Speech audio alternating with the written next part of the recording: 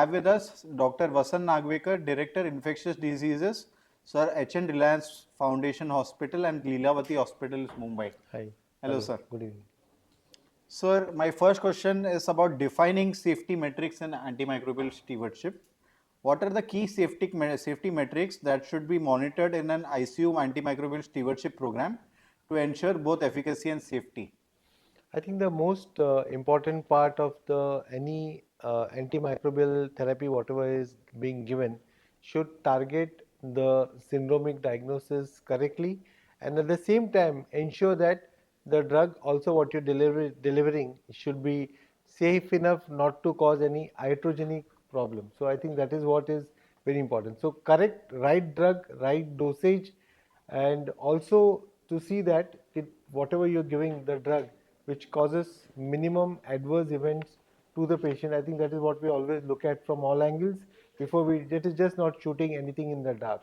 So we look at all aspects and then only decide what molecule would be the best for the patient. Okay, sir. So regarding preventing toxicity and adverse events to the patients, how can antimicrobial stewardship programs help reduce drug-related toxicities such as nephrotoxicities from polymyxins or vancomycin in critically ill patients? So I think for having a strong antimicrobial stewardship program, you have to have apart from having a good antibiotic policy from the hospital and the infection control practices together brings up a strong antimicrobial stewardship program. So when you're forming an antibiotic policy, you also have to look into that the patient's stay is minimized and not increased because of any toxicity of the drugs. For example, when you have a say multi-drug resistant Klebsiella pneumonia or a Pseudomonas pneumonia, for example, for that matter. So for a multi-drug resistant pneumonia, for a Pseudomonas, the options would be which is carbapenem resistant. In India, we hardly have anything which is polymyxin based therapy. So I think here the choice would be whether should we use polymyxin B or should we use polymyxin E. So in that context, I think we know that polymyxin E has variable bioavailability, pharmacokinetics and pharmacodynamics are also different with colistin, whereas polymyxin B has got a nice good pharmacokinetics, pharmacodynamics, adequate. It achieves adequate blood levels and it is always above the MICs, whereas in colistin we are seeing that it can vary from person to person depending on also on the creatinine clearance, and so many issues that come into the picture. Also, polymyxin B is less nephrotoxic or hardly any nephrotoxic compared to colistin, which is nephrotoxic. So if I have to form a policy phase, say for carbapenem resistant organisms for a pneumonia or a intra-abdominal infections where I have to use possibly a polymyxin based therapy, then I would use a polymyxin B over polymyxin E.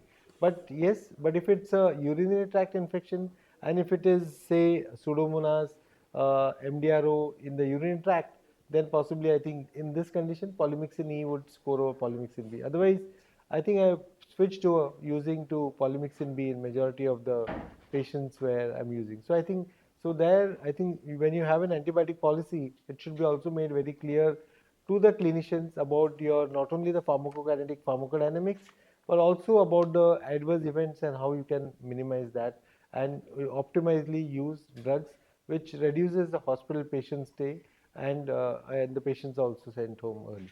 Okay, sir. So regarding tracking and responding to resistance trends, what are the most effective ways to use safety metrics to track the antimicrobial resistance patterns in the ICU, and how can this data guide treatment decisions? So I think tracking is one is what we have been doing is doing for those patients who are high risk, like patient has been hospitalized like by more than 90 days, or recent carbapenem exposure and all that. We do a rectal swab to see whether patient has got a carbapenem in colonized with carbapenem resistant enterobacteriaceae. So CRE is that what we do, and also I think the pattern of resistance, how do we, like yesterday only I had a talk with my microbiologist who gave a complete data of the hospital of last 1 year, which was including the community acquired as well as the hospital. So that does not really tell me how should I form the antibiotic policy for that hospital. So I told her to differentiate between those patients whose blood cultures are positive in the first 48 hours and those whose blood cultures are positive beyond 48 to 72 hours. By this, what I want to say is that within first 48 to 72 hours, it will be more of community acquired infections, and beyond 72 hours, it would be more of nosocomial infection, hospital acquired infection. So you have a pattern of resistance. You know your pattern of resistance in that hospital. Not only hospital, I think actually your ICU's flora also would differ. Like for example, in one hospital where I'm working, the first floor hospital, the flora is predominantly multiple drug resistant Klebsiella, whereas on the sixth floor ICU it is Acinetobacter. So you know the flora is very important, and I think this tracking would definitely help the clinician, also not only the clinician, but to form an antibiotic policy for that ICU separately is also very important, Okay, depending on the colonization. got it, sir. So, regarding therapeutic drug monitoring and safety aspects, what role does TDM play in improving safety metrics, particularly for drugs with narrow therapeutic index like aminoglycosides? I think therapeutic drug monitoring is the next tool, I would say, or the way to go forward, apart from just administering antibiotic therapy. But for unfortunately, we do not have much of therapeutic drugs, TDMs for majority of our drug like we want to have for polymyxin B or polymyxin E, or we just have this TDM more for predominantly single gram positive and some azoles. But I think it will be definitely, if you have drug monitoring for therapeutic drug monitoring for amikacin, we can definitely optimize our treatment depending, because a lot of times you have augmented renal clearance, your patient's outputs are high in spite of patient being inotropes and all that. I think if you have a TDM available in the hospital, it will be you can optimize correctly, dosaging correctly, and also reduce the nephrotoxicity to that patient. Okay. So, now coming to de escalation approaches and patient outcomes. How do we measure the safety and effectiveness of antimicrobial de escalation strategies in the ICU patients, and what are the risks of premature de escalation? I think when it comes to de-escalation means, first of all, most important part of the antimicrobial stewardship program is that you have to send adequate cultures. So only if you get your cultures correct for that patient, only then you can think about de-escalation. If you don't send cultures or your cultures are negative, how can you think about de-escalation? How would you know whether what you are giving? Suppose, for example, somebody is come with community-acquired UTI and you're starting meropenem and you not send adequate cultures, and the patient responds. So how are you going to de-escalate? On what basis? You cannot.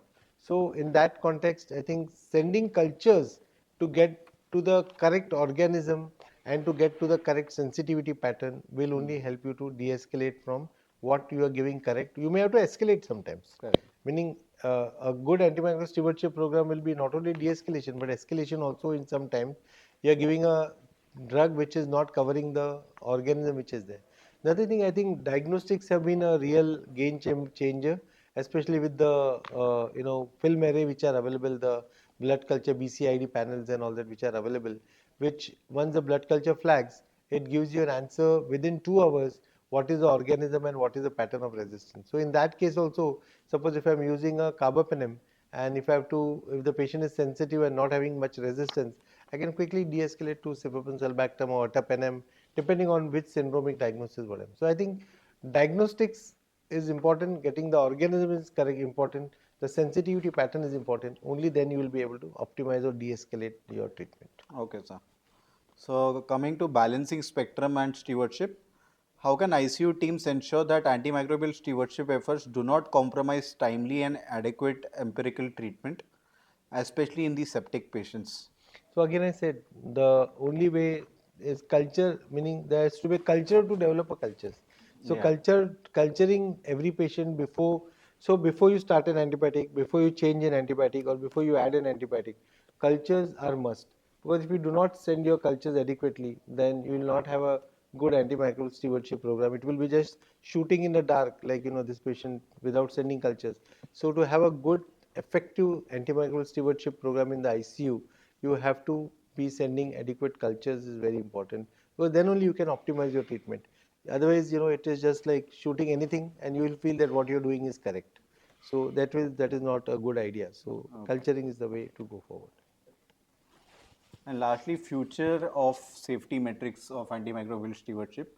What are the emerging tools and technologies like AI, artificial intelligence, rapid diagnostics that could improve safety monitoring and antimicrobial stewardships in ICU? So AI is still evolving, I would say, because AI requires not one single hospital data, or even if it's a single hospital data, it requires a large data. It cannot be a small data to develop a algorithm for the hospital or a protocol for the hospital. So you require a larger data, maybe 2 years, 3 years, and properly, it should be electronized, meaning it should be a proper data. If you feed wrongly, then you're going to get it wrong. So AI is still evolving. I think we'll have to wait for it. But yes, there's a lot of talks about AI in managing ventilatory patients. What should be the FiO2? What should be the peak pressures? And so all things. I think our intensivist friends know much better than me about, because they handle the intensive care.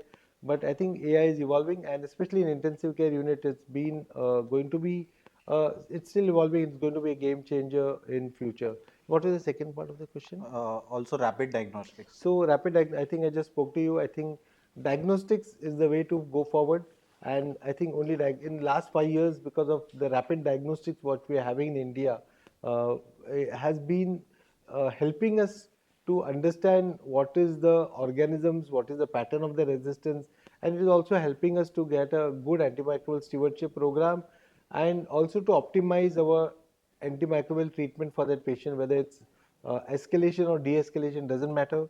But I think diagnosis, to get to the root cause of the patient's organisms, is what we always look for: syndromic diagnosis. So I think in infectious diseases we look at 8 things. What is the syndromic diagnosis? Second is whether it's a pneumonia, urine tract infection. Second is whether it's a community acquired or hospital acquired. What is the organism which is causing that syndromic diagnosis? What if it is hospital acquired or community? What is the pattern of resistance of that organism for that? Fifth is what is will be the best drug for that organism. Sixth is whatever you're giving, is it reaching the site or not? Seventh is what is the pharmacokinetics and pharmacodynamics of that agent when you're giving. And eighth is always like what you've been talking about, adverse events. So it should not be causing any harm to the patient. I think you should answer all these 8 questions, and you should be good at treating that patient. Okay, sir. So, any questions from the audience? Let's assume, what about genotypic characterization of resistant pathogens? Let's say if there is a carbapenem and it's an MBL causing carbapenem, or let's say it's a KPC or OXA serine carbapenem. So how to differentiate that, and how usually hospital and doctors, how do they figure out about that? So there are two ways. One is if you have a carba gene expert is available for identifying the organism, but that is only for pathogens which will be useful is only. So there are four major pathogens. One is Klebsiella, E. coli, Acinetobacter, and Pseudomonas. Okay, so this carba gene expert is good for knowing whether it's NDM oxa for Klebsiella or E. coli. That doesn't hold true for Pseudomonas or Acinetobacter, because your Pseudomonas and Acinetobacter have patterns of resistance beyond the gene expert. So for Acinetobacter, it could be OXA23, so which is not there in the gene expert. And for Pseudomonas, it is apart from the carbapenemase production, it could be the porine, efflux channels, and so there are so many other mechanisms of resistance.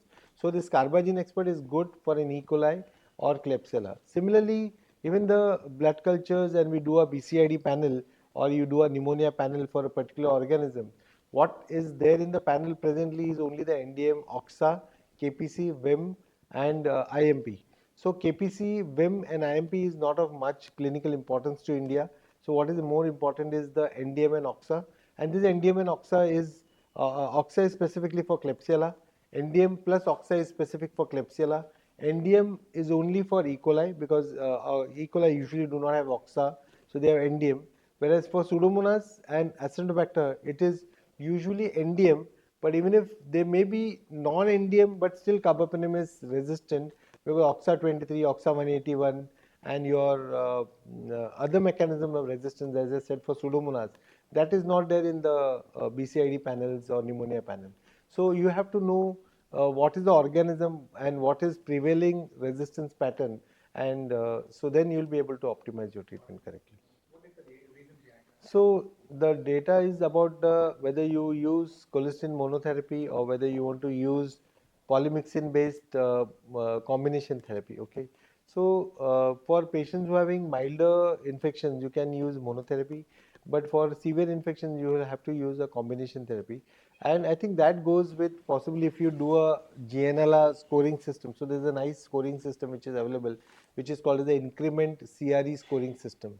Increment CRE scoring. There's a nice paper which on that increment CRE scoring system, which scores the patient from 0 to 15. So which talks about, suppose the score is between 0 to 8, well, you can go with monotherapy, and if it is above 8, Bacterial burden? there's the comorbidities, the inotropes, the ICU, abdominal surgeries and all that. So I think that increment scoring system will tell you whether suppose so below 8 means the patient is mild, above 8 means the chances of that patient not doing well is high. So there possibly you will use a combination therapy. Otherwise, I think you can, but I think everybody for a multi-drug resistance, the protocol that we never use a polymyxin-based therapy. You can use, but I think in nobody using that, it's always use a combination-based therapy. So polymyxin B is not completely, yeah. So to be realistic, polymyxin B is not completely devoid of nephrotoxicity. It is, but it is definitely much less than colistin. So that is there. It is not that even if you read your books, it is both are nephrotoxic, but the nephrotoxicity associated with polymyxin B is much lower than colistin. It is like you asking ki amphotericin is good or liposomal amphotericin B. So both are nephrotoxic, but definitely liposomal amphotericin B is less nephrotoxic. So similarly, so the nephrotoxicity is lesser. How about the occurrence of neurotoxicity? So neurotoxicity occurs with both the drugs, both colistin, and it is underestimated or under-recognized in the critical care because patients are on ventilator. Some of them difficult to wean from the ventilator also could be a polymyxin-based therapy, could be E or B also. I think that a clinician has to keep in mind that if the patients are not quickly coming out on the ventilator, and if everything looks good, your peak pressures are less. I'm talking about intensivist, this friend of mine who's sitting in front of me. Whether the FIOT requirements are good, everything is good. But if the patient's muscle, whether it could, is it a CIN? I think CIN, or whether it's a drug causing a neurotoxicity. That is very important to differentiate. And I think at one point, once your treatment is complete, you may have to discontinue that, then you'll be able to. So it is not completely devoid, but at times we have no choice but to use this, and these polymyxin based therapies are the real lifesavers as of now for our patients, because we have nothing but polymyxin B and E to salvage our patients. So irrespective of the neurotoxicity, knowing everything, nephrotoxicity still will shoot them, because if the patient survives, then everything survives. If the patient is, if you think about the toxicity of the drug and we don't give it where it is required, you lose the patient. Then where are we? So we know that nothing comes free of cost. There's always a caveat to that. But what is important is that juncture is saving the patient's life is more important. So then everything. Like some people ask me, kidney जाएगा, मैं बोला patient बचेगा तो kidney बचेगा. वो पहले kidney बाद में तो जाएगा. पेशेंट बचेगा तो किडनी बाद में किडनी को देखेंगे क्या करना है. In fact, a real world, if I may ask, Dr. Vasant, because I had the privilege of writing a small editorial on his major publication in IJCCN. So, Dr. Vasant, in your experience, post liver transplant infections, you had a large review of 110 patients, if I'm not wrong, where only 30% of the patients actually received BLBLI and the Astronom combination. Majority of the other 60% of the patients actually had a third drug, of which, as far as I remember, fosfomycin, tigecycline, polymyxins were add-on. So where do you think that combination therapy of, 2 plus a third drug may also be required, especially in difficult to treat infections post-transplant? I want to add about sulbactam as well. Okay. Sulbactam is also has to be used for the same. So I think ceftazidime, avibactam, astronam actually is to be realistic is one drug. Only thing, because we do not have Astronem avibactam available, that's why we count as 2. So that is one. So Astronem avibactam or ceftazidime avibactam Astronem is predominantly for gram negative, and that is for covering carbapenem resistant Klebsiella and to a certain extent E. coli. But in chronic liver disease patient or liver transplant patient, equally gram positives are a hurdle there. You have Enterococcus faecalis and Enterococcus faecium, and sometimes VRE also, because this chronic liver disease patients, they have multiple hospitalizations, multiple exposures to antibiotics in the past, and majority of the time we always use gram negative. So whether you use colistin, meropenem, or you use imipenem or ceftazidime avibactam, so all these gram negatives wipe out your gram negatives, and it overgrows your gram positives in the gut, which are normal commensals. They overgrow and they cause a translocation from the gut. So there Enterococcus faecalis and faecium really comes into picture. So the maximum Enterococcus faecium what I have seen is, I have got the privilege of working in both places. So I know that in one hospital we don't see so much of Enterococcus, whereas what I'm dealing in another hospital, which is a transplant center, which is chronic liver disease, what Dr. Ansari asked me that question, and we are seeing predominantly Enterococcus faecium. In fact, we had a recent poster where we discussed about last 2 or 3 years data about 50 patients bloodstream Enterococcus faecium. 50 patients Enterococcus faecium, and in that 40 were vancomycin sensitive and 10 were vancomycin resistant Enterococcus, and the clinical outcome of them. So your only 10% vancomycin resistant, or 20%? 40 and 10, so 50 patients, so 20% resistance. And all those 20 patients, 20% of the patients, all of them had exposure to your glycopeptides in the past. So all those 40 who did not have glycopeptides, who were sensitive to vancomycin, they had no exposure to glycopeptides. So what do you do for those vanco-resistant ones? Most of the time, that's a very difficult entity. So we use daptomycin with ceftaroline, that's why I use, or sometimes we use daptomycin with high dose With tigecycline. lung infection, can we use this combination? No, we use high dose tigecycline then, It 200. doesn't work at all? No, then you may have to sometimes combine with phosphomycin. So that comes to your rescue sometimes. So that combination may help. And one more thing, because what is Linezolid is there. So linezolid is there. Linezolid. Linezolid. So linezolid. So linezolid also works good for VRE. That's what I said. That's what I Yes, asked. yes, linezolid. One thing which I would want your opinion as a pure ID physician, because as intensivists we may be biased treating nosocomial pneumonias. Sometimes we love aerosolized, colistin. I personally love that, and the delivery matters the most, which I maintain. And there is enough literature which shows that whatever be your IV parental antibiotic, your lung penetration is very poor, barring a few antibiotics. Here, aerosolized colistin comes in, and I remember we have been kind of privy to treating a few patients where parental IV polymyxin B along with aerosolized colistin has been given. What is your opinion as an expert rather than by the guidance alone?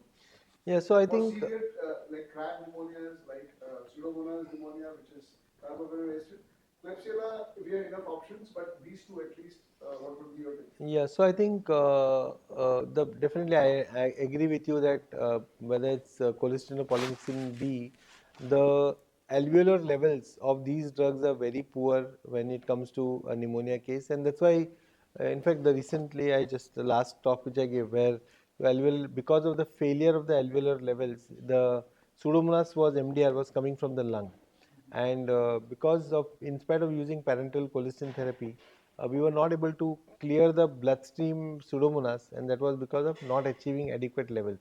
So finally we had to, as a compassionate basis, we had to use cefepime zidobactam, and that cleared the bacteremia. Finally the bacteremia cleared because the source was cleared. Like, the reservoir has to be treated first. No, unless you treat the reservoir, how you are going to get better? So there, I think definitely your colistin gives a good alveolar levels, but if you have to deliver it with a correct device, that is ultrasonic that is one thing. Then two is the dosage of colistin which is being used is under dosage. People use 1 mu nebulizer. It has to be at least 5 mu BD. That is the dosage for colistin nebulizer to deliver the correct drug. Then it works better. So either parenteral plus inhaled or full nebulized cholesterol. Unfortunately for polymyxin B, we don't have that. Huh. For cholesterol, like Yes. One more area for difficult to treat CNS space infection. What is the role of polymyxin B intrathecal? So, for all patients who have, who requiring multi-drug resistant, like for Acinetobacter, meningitis, neurosurgical meningitis and all that, I would always prefer to, of course, intrathecal is always an option, but I prefer to put a Omaya and give a intraventricular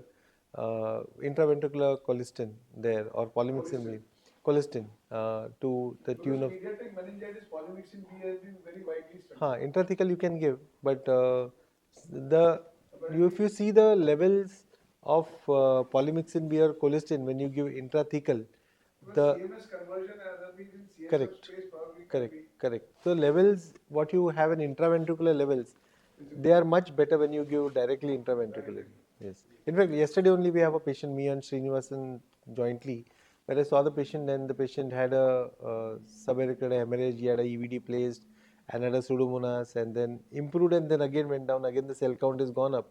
And CRP was 440, counts for 26,000. That's what, and he was very drowsy. Yesterday night only we gave him one dose of intraventricular colistin. Luckily that Omaya was there because to keep the intraventricular pressure lesser because of the hemorrhage.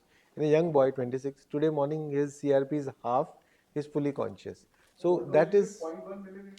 no, we give you, But you if you can have give up to, CDA. you can give up to 3 lakhs of colistin, CMS, colistin, CMS, CMS. CMS. And polymyxin. Polymyxin we have not used, but I think we can use 1 lakh BD or you can use 1.5 BD. But very important is that it has to be like an OT operation theatre. Otherwise, you will get another organism. So depends upon what is the source of infection which is coming. So if it's a lung or intra-abdominal source, possibly if I feel that it's an E. coli or a Pseudomonas or a Acinetobacter, then it will be polymyxin B. But if it's a urinary tract, then I'll use a colistin-based therapy. But either way, sometimes I use colistin also. But polymyxin B is of late I've been using and finding good results with that for non-urinary tract infections. sir, let's say for Western impact, do India really need its own antibiotic breakpoints like following like TLSR and the UCAS? So there are no, I think there are no specific, like 2 is the cutoff, what they're using for colistin and that is extrapolated for even for polymyxin B. And that is what has been given. But also the way uh, the MICs are being measured are also a concern. So one is E-strip is out of question. Two is the Vitek machine is thoda bahut reliable. That also is out of. So you have to do by microbot dilution. So only then you will be more accurate to know, and you will be surprised that 20 to 30% of the times what Vitek reports sensitive, actually when you do by microbot dilution, it will be resistant. So yes, so And at that time, do you increase the dose? no, if it's resistant but if you have a carbapenem resistant organism, you have no choice. Like because so we have to use combination therapy and hope for the synergistic effect of these drugs. And if it's colistin resistant, then also you go for combination. You'll have to give 2 or 3 drugs to have a synergistic effect. What is your realistic number of colistin resistance in our clinical practice? I think less than 2%, hardly. That's what it's Less than 2%. There is only one literature from somewhere in South where probably up to 10% they are reported. Would you really be concerned about that catching up? So I don't know what methodology. So I think methodology they are using, but I think what I have heard about is up to 5% is there in the yes. So recently, I just attended a conference presentation from CMC Vellore. 5% is what Yeah, is. this was the back. But what in my institute it is around 2%, but 5% is what is the 10% is But this 2% is with block microdilation or you microbot dilution. Both. Vitek will never give a Correct. Yes. hardly give. Correct. And sir, Right. about antibiotic breakpoints, like do India really needs its own antibiotic breakpoints? I think we have to follow. If we then there'll be a lot of confusion. I think you have to follow either CLSI or UCAST. Yeah, we do that, but Huh. that breakpoints are determined through So the calculation by actually the we actually realistically yes, because the break when you are forming a break point, there are three consideration what you do. You would see the wild type resistance in the community, then you see the pharmacokinetics and pharmacodynamics, and third is you see the MIC patterns. So MIC patterns in India would definitely vary from the Western world. So if you look at that, then our breakpoints would be much lower than the this thing. So yes, I agree that India, but I think that will be too much of confusion, and and investment would also be there. Like investment allowed by the government would also yes, increase. so having a wild type epidemiologic cutoff and all that is so all these three factors actually make a breakpoint. So MIC is a part of formation of a breakpoint. We actually spoke about it. Okay. Any more questions from the audience? So in that case, I would like to close the session. Thank you, Dr. Nagvekar.